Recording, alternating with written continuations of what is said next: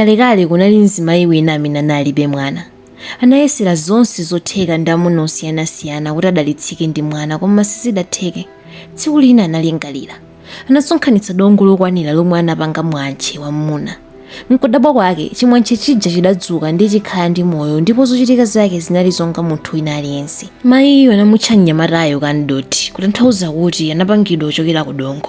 Kamdoti ankakonda kusewera ndi anzake ochokera m'mabanja osiyanasiyana. Tsiku ndi tsiku ankasewera ndipo amayi ake ankamulangiza kuti azisewera pafupi ndi kunyumba nthawi zonse.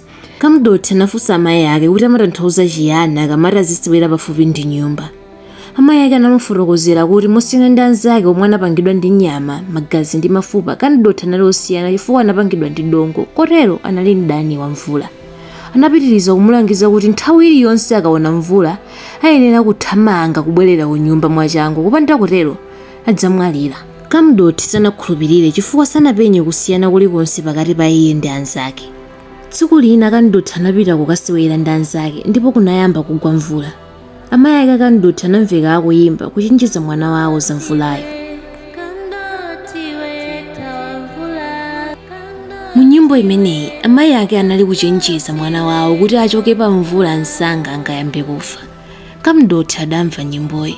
Anaona mitambo ya mvula, kenaka anamva dontho loyamba la mvula. Anakumbukira mawu a amayi ake. Anathamanga kubwerera ku nyumba mwachangu ndipo anafika bwinobwino.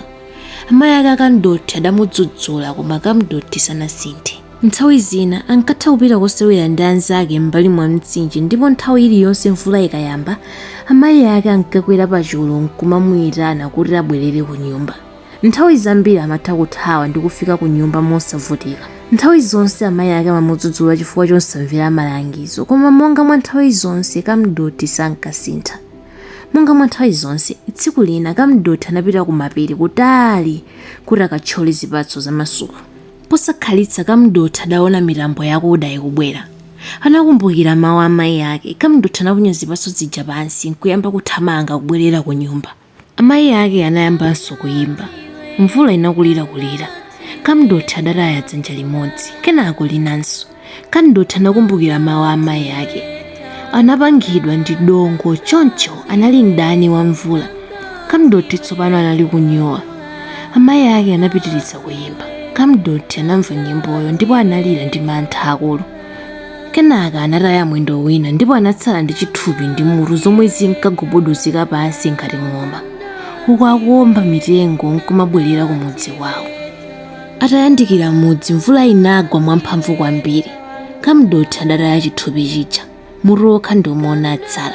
Nyimbo yomvetsa chisoni inali kumveka. Mutu wa Kamdoti udagudubuzika nudutsa nyumba zoyambirira m'mudzimo pamalo osungira chimanga ndinso malo osewerera. Unagudubuzika ndi kugudubuzika koma zachisoni unasungunuka pakhomo pa nyumba ya amayi ake. Dongo lokha ndi lomwe linatsala, kenaka linasungunuka nkubwerera komwe linachokera. Umu ndi mmene Kamdoti adafera chifukwa sanamvera amayi ake.